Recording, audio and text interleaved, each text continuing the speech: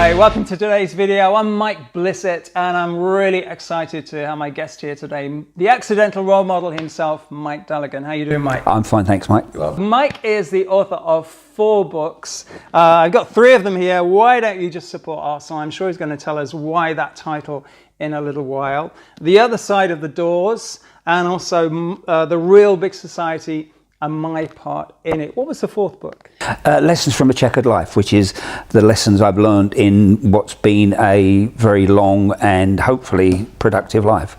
I've heard you refer to, and you've mentioned it as well, as the accidental role model. So tell me something about that. Yeah, I'm not a great one for role models myself, so the idea of being someone else's role model didn't sit easily until once recently when I was talking to one of the other speakers about the fact that I've had 6 separate careers. He actually said to me, You're really an accidental role model, aren't you, Mike? And I quite like the idea of being accidental role model because it's not something I intended any more than I intended to do most of the things I finished up doing, but have made some success in them. And I think that's in most people, that ability. Mike and I are members of an association called the PSA, the Professional Speakers Association, which is where we know each other from. And one thing I think probably we've got in common, that many speakers have in common, is that speaking is part of sometimes many other things that we do. Now, I know you've told me that you've had many other careers. How many is it now?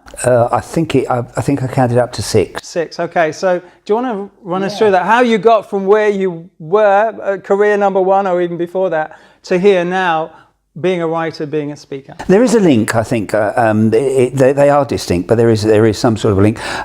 My father returned from being away for 10 years and promptly signed me up in the army when I was 15 for 12 years. And I still have an aversion to military life. I then left. I was married with a couple of children, so I left the army to train to be an architect. So that was a number 2. I then became a full-time student in my late 30s. I had 2 children. I was a single parent and a full-time student.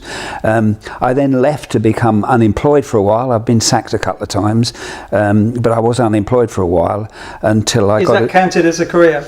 No, the being sacked isn't. It's a useful lesson to learn. It's an interim. It's an interim, that All one. Right. And then I joined the voluntary sector on a job creation scheme, and from there moved into working for charities. And then 20 years ago, I left a charity I worked for and had to set up and become self-employed. And I became a consultant to charities. And I did that for about 10 years or so, until the idea of the big society came along.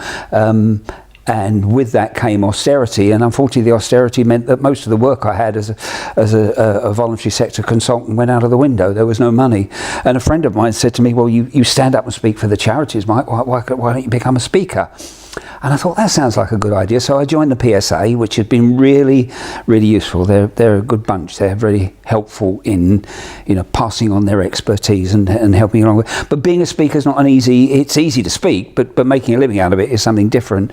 And then I think I was about 65, and I wanted to write for more years than I can remember, and decided that I really needed to do this. And I sat down one day, and I wanted my children to understand why our lives had been the way they had. And I remember the particular day I sat down, started writing, and I wanted a cup of coffee, so I went and had a cup of coffee.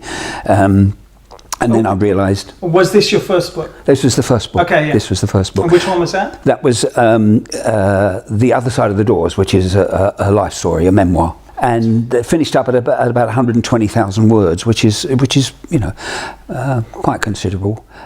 But this was a story of your journey with your... Yes, of what had happened in life and how and why. It was as much a detective story as anything, trying to work back. And I found that no matter what I did, my wife says I have incredible perseverance. I prefer to think it's just getting on with the next day and making sure you do something. So I sat down, and every time I felt I needed a break and I couldn't write, and I'd go and hang the washing out or something, I always made sure on this particular day that that wasn't going to waylay me. So every time I needed that break, which I didn't really need, I went back to the writing, and that set up a rhythm. The writing got a rhythm to it, and at the end of the week I'd written 25,000 words, which is something I had never ever thought I could do. And my books write themselves, to be honest. I just happen to be the person that the words come out of. And which was the last book you The published? last one was Lessons from... No, this isn't, is it? The last one is Tottenham. The last one is Why Don't You Just Support Arsenal? Now, this is the last one that's been published, yeah? Why don't you just support Arsenal? Now, I know this has a story behind the title. Yeah. Because Mike, I don't think, is it, unless you've changed your allegiance, is not an Arsenal supporter. No, I'm an Arsenal supporter, by the way. Mike, are you an Arsenal supporter? No. The exact opposite. So which team do you support? Tottenham Spurs. So why don't you just support Arsenal? Where does that title come from? Well, for the previous, up until recently, for the previous 20 years, Tottenham had a whole succession of managers, and occasionally they played some wonderful football, and it's been a pleasure to watch. But ultimately, I think it was Roy Keane said, Spurs will always let you down, and unfortunately they did. And I used to watch Arsenal play, and the only trouble with Arsene Wenger was he was managing the wrong team. He's a gentleman, he's a professor, he's all the things you like about people, pleasant. And they played lovely football, and I used to go. I don't go to the ground much anymore. I watch them on television. So I'm getting older, so I watch them on television. And I would come back from the pub, and my wife would say, "Did they win?" And I'd say, "No, of course they didn't." And I'd come back the next time, and she'd say, "Did they win?" And I'd say, "No, of course they didn't." And of course, she'd heard me talk about Arsenal and how lovely they did play their football until quite recently. So one day when I came back and said, she said, "Did they win?" And I said, "No." And she said, well, why don't you just support Arsenal? Which I suppose seemed a reasonable question. And that became the title of the book. And I thought, I can write that book now. So I promptly sat down and did it. And finished it at the end of that season, in which we finished up above them in the Premiership for the first time in, I think it's 19 years. On the front cover, we'll zoom into this, it does actually show Tottenham in second place and Arsenal struggling down in fifth place. And Mike, you even got in touch with the football club to that you could use this and the scarf and the logo and stuff, because obviously everybody is so proud of that. And it apparently started something, because it's still the case this season, isn't it? Tottenham are still above Arsenal. I know if you're an Arsenal supporter, I'm with you, believe me. We're suffering again, but Tottenham are doing great again, which is brilliant. Well, it's been a long wait, but it's ultimately it's been a worthwhile one as long as it continues. I know when I'm telling stories about how I achieve things in life, there's not usually a day when a click point when it happened. It was gradual, but it was a particular time. So for you, how did you break through that and become the writer you are today? So you are living the dream. You're living the dream. It was about 30 years ago, and I realised that all the things that I'd been hiding all those years and keeping covered couldn't be covered up anymore. The gradual unpicking, the detective story of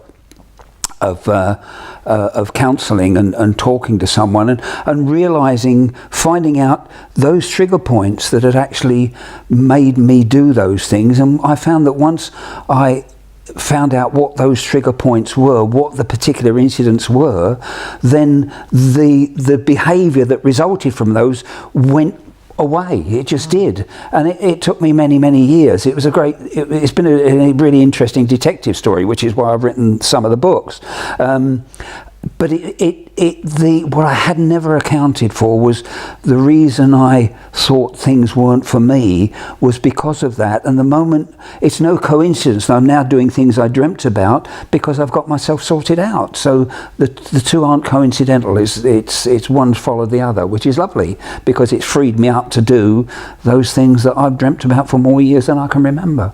Once I'd got to the stage where, you know, the change in myself has been remarkable. I'm pleased. I'm much more at ease with myself. For example, I go running regularly. I know if I'm running, it's almost like self-therapy. Thoughts will come into my head that weren't there before, to the extent that I used to actually at one stage keep a little book. So if I was running, I'd make a note of something quickly, and it became a sort of a process that carried on its own, and as it does now. And the writing then became, it freed up my head to just be able to write. And when I write, I think very little about, the words come out. I don't have to really think too much about them. I do the research, obviously, because you need to back up what you're saying with facts, but I just write, the words come out, and I read them sometimes. I think, oh, I like that sounds really lovely. Okay, so if I was to ask you for 3 top tips, because it sounds like you are living a life, you are lucky enough to live your passion. It doesn't mean everything is answered, because no. I guess that's the reality of life for everybody. But for the most part, all things being equal, you are living your ideal life, your dream. Yeah. So if there were 3 top tips that you could offer people that are maybe looking for theirs, whether it would be as a writer or a speaker or whatever it is that they want to do, where it's something a little bit outside of the box, where it would just be easier to go and do the normal day job, but you've created something different to that. So what would be those 3 top tips? I think one is, if like me, you've had problems, sort them out. And what do you mean by sorting them out? Unfortunately, that usually means going to see someone, which is it's not an inexpensive way of doing it. But having professional help me, very objective professional help me sort out those problems in a way that I never. It wasn't just the problems; it was the interlocking of them which compounds the problems. Yeah. So to be able to free yourself up in some way. So if you have problems, for heaven's sake, talk to someone about them. The second thing is try to work out what it is you want to do. It may be obvious, and it's quite difficult. I work with people, and I do things, for example, I do things like a skills audit, where I sit down with people, usually people that are on the you know, don't get the chance in society to do the things they want to do, but just sit down and do an audit of what skills and experience they actually have.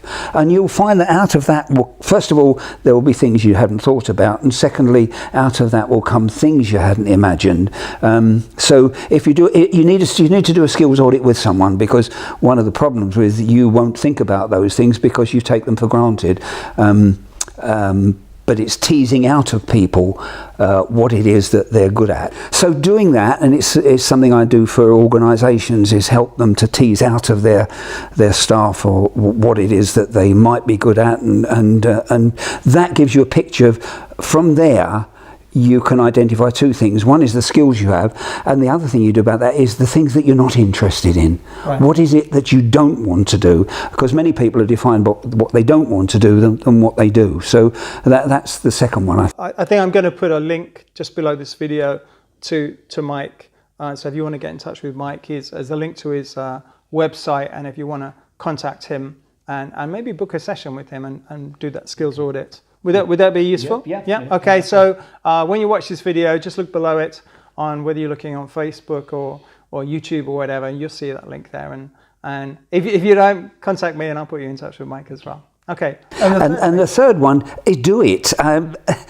Once you've done the research and whatever and on all those things, the end result has to be surely. I mean, the fact that I always find it ironic that the people that in this world that do work that they really love, I think of, because I like my football, I think of professional footballers who are doing a job that most of us would give our eye teeth for, and not only that, but getting paid at the top end millions of pounds for it.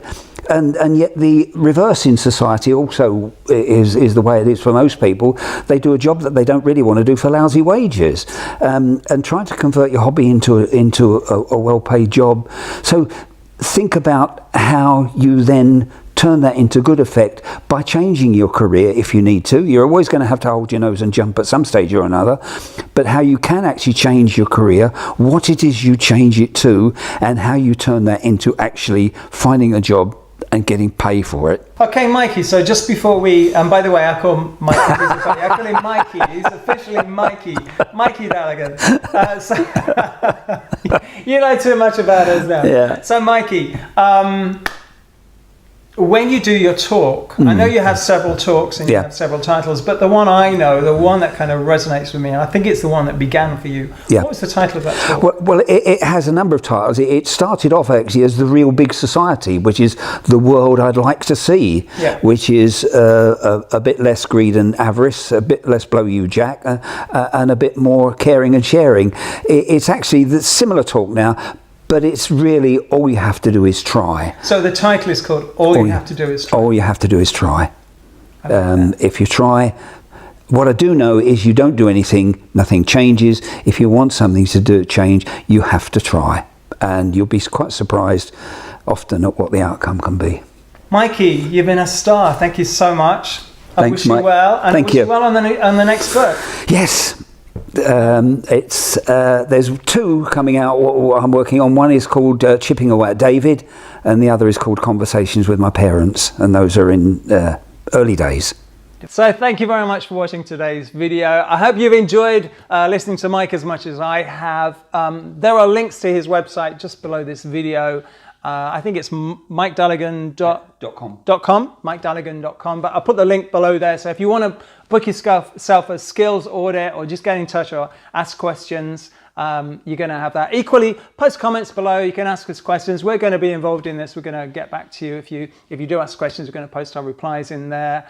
And the books I've mentioned as well, I'll put those in that as well. And yeah, so that's it for today. Remember to hit the like button, thumbs up, subscribe, share it with your friends, all the 9 yards, all the things we usually do, just to spread the word, spread the love. And until next time, I want to wish you well. So I'm Mike Blissett. Take care.